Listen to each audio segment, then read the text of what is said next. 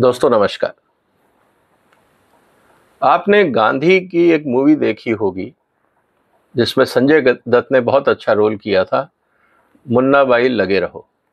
और उसमें एक बहुत इंटरेस्टिंग डायलॉग था कि गांधी की बातें करने वाले बहुत देखे लेकिन गांधीगिरी करने वाले नहीं मिलते। पहले हमारे सामने एक उदाहरण था अरविंद केजरीवाल और आम आदमी पार्टी का, जो गांधी जी की तस्वीर लगाते थे, गांधी स्मारक पे जाते थे, राजघाट पे जाके माथा टेकते थे, चाहे वो उनको ईडी बुलाए या जेल जाना हो, उससे पहले वो गांधी स्मारक जाते थे।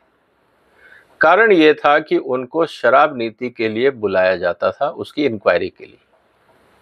और गांधी ने तो यहाँ तक कहा था, यंग इंडिया में अगर आप उनका लेख देखें तो उन्होंने लिखा था कि वेश्यावृत्ति, गरीबी और चोरी का अगर कोई आधार है तो वो है शराब। इसीलिए गांधी ने कहा था कि समाज से शराब को हटा देना चाहिए और इसीलिए उनके सम्मान में गुजरात को ड्राई स्टेट घोषित किया गया और गांधी जयंती को ड्राई डे माना जाता है। ये हकीकत है। लोग माथा टेकने जाते हैं लेकिन उनके आदर्शों को फॉलो नहीं करते। यही स्थिति आजकल भारत की राजनीति में।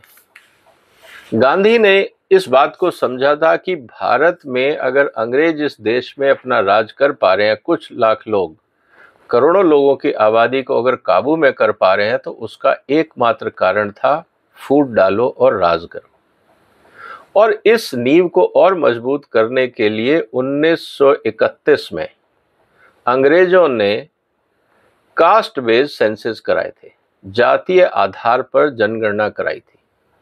और उसके बाद उन्होंने एक प्रपोजल ये दिया था कांग्रेस को कि हम चाहते हैं कि जाति के आधार पे जो चुनी हुई संस्थाएं हैं, जैसे उस समय विधान परिषद थी या और भी संस्थाएं थी, हम चाहते हैं जनता के चुने हुए प्रतिनिधियों की जो सीटें हों वो कास्ट बेस्ड जो सेंसस हो उसके आधार पे हो।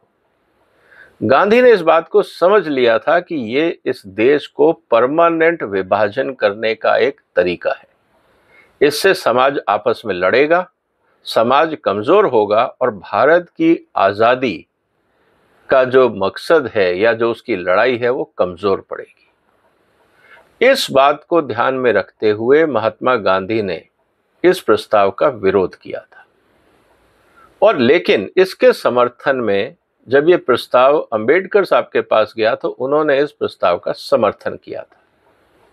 ये पहला मुद्दा था जिसमें बी आर अंबेडकर और महात्मा गांधी आमने सामने थे। लेकिन महात्मा गांधी को ये पता था कि अगर जातीय आधार पे राजनीति की गई, टिकटों का बंटवारा किया गया, तो ये देश कभी एक नहीं हो पाएगा।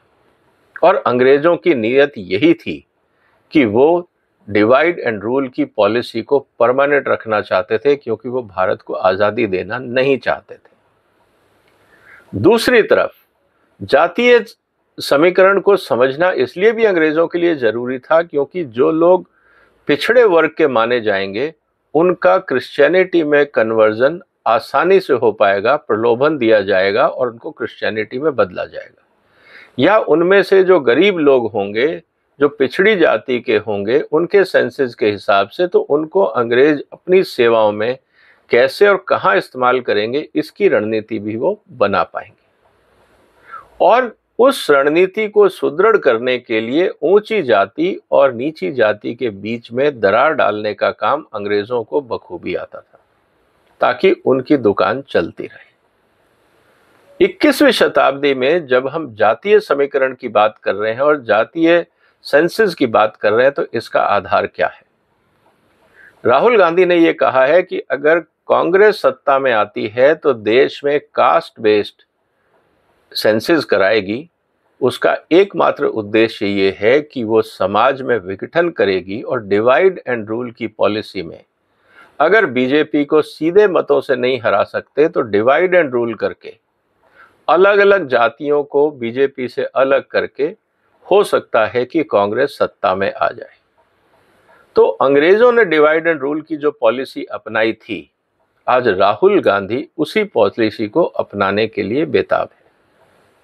या दूसरे तरीके से ये कहें कि राहुल गांधी ने महात्मा गांधी के उद्देश्यों को दरकिनार कर दिया था। अब सवाल ये है कि क्या ये इतना जरूरी था कि महात्मा गांधी को अंबेडकर का विरोध करना पड़ा? जी हाँ, ये मुद्दा इतना गर्मा गया था कि महात्मा गांधी उस समय जेल में थे, पुणे की यरोड़ा जेल में थे, और उन्होंने वहां पे आमरण अनशन शुरू कर दिया था।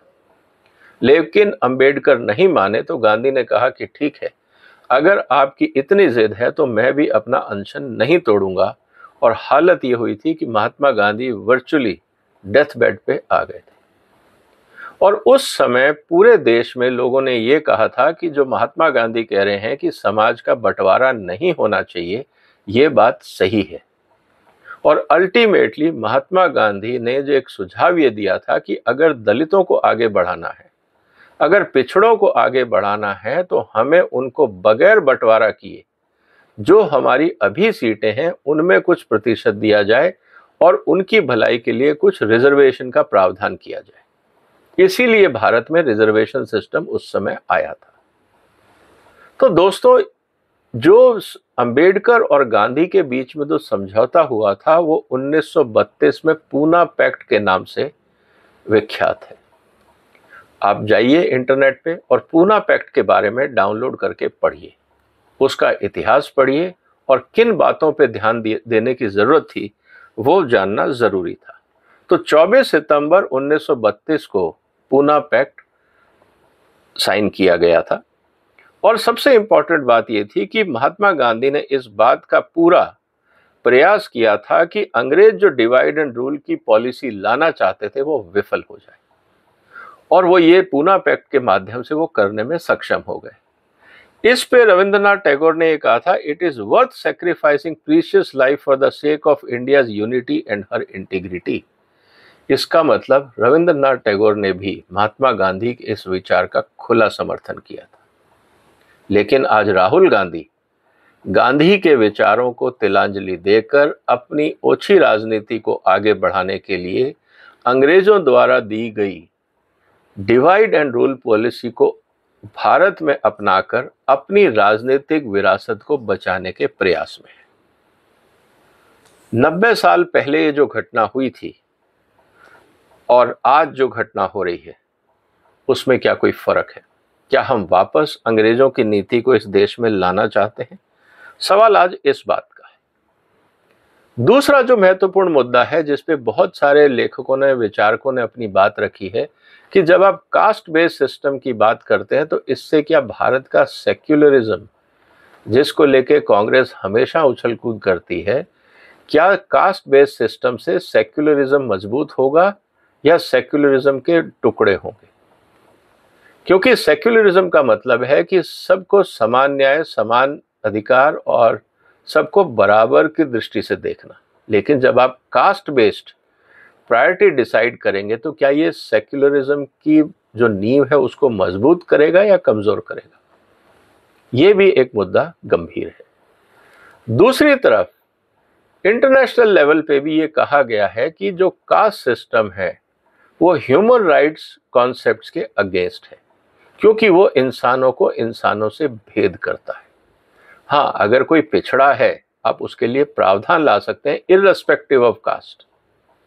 अगर कोई पिछड़ा है आप उसको अपॉर्चुनिटी देना चाहते हैं, आप जरूर पॉलिसी बनाइए, उनके लिए कोई और प्रावधान करिए, शिक्षा की व्यवस्था करिए, स्वास्थ्य की व्यवस्था करिए, ट्रेनिंग की व्यवस्था करिए, सब कुछ करिए, लेकिन समाज को बांटिए मत, क्योंकि इससे तकरार बढ़ती है, रुकती नहीं।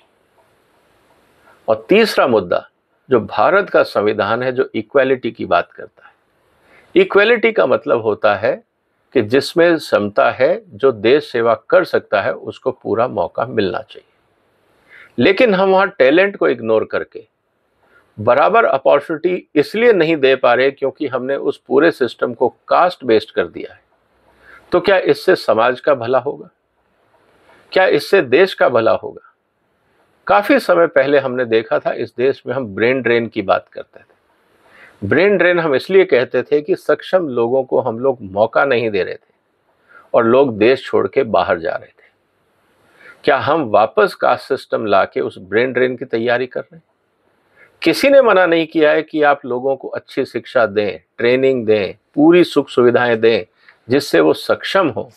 लेकिन कास्ट के आधार पे अगर आप देश की क्षमता और देश के टैलेंट को इग्नोर करते हैं, कॉम्पिटेंसी को इग्नोर करते हैं, सिर्फ इसलिए कि आपकी राजनीतिक रोटी आप सेक पाएं, देश की कीमत पे आप अपनी डिवाइड एंड रूल पॉलिसी लगा सकें ताकि देश आपके कब्जे में आ जाए या आपको राजनीतिक ताकत मिल जाए और उसके लिए आप कुछ भी करने को तैयार हों, क्या ये संवैधानिक मर्यादा होगी?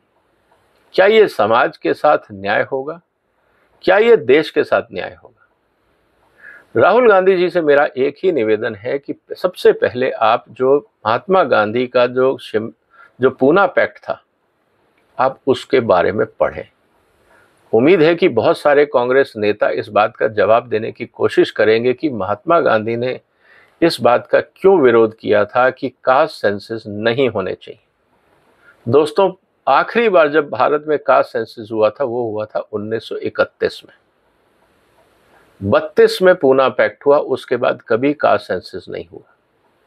47 में भारत को आज़ादी मिली, 50 में संविधान मिला, उसके बाद 75 साल में कभी कास्ट सेंसस नहीं हुआ। क्या उस समय कांग्रेस नालायक थी? क्या कांग्रेस को नहीं पता था क्या करना है? कहना किस बात को हम चाहते हैं? तो ये इंपॉर्टेंट है समझना कि किस लिए ये सब जरूरी था और आज इसकी क्यों जरूरत पड़ गई कास्ट सेंसस की। क्या Rahul Gandhi divide and rule policy अपनाकर सत्ता पाना चाहते हैं? ये जवाब इस देश को जानना जरूरी है। इस वीडियो को आप शेयर कर सकते हैं, इस चैनल को सब्सक्राइब कर सकते हैं और मेरा निवेदन है कि आप इस वीडियो को जितना शेयर करेंगे उतना इस महत्वपूर्ण मुद्दे पे देश में चर्चा होगी। ये गंभीर मुद्दा है।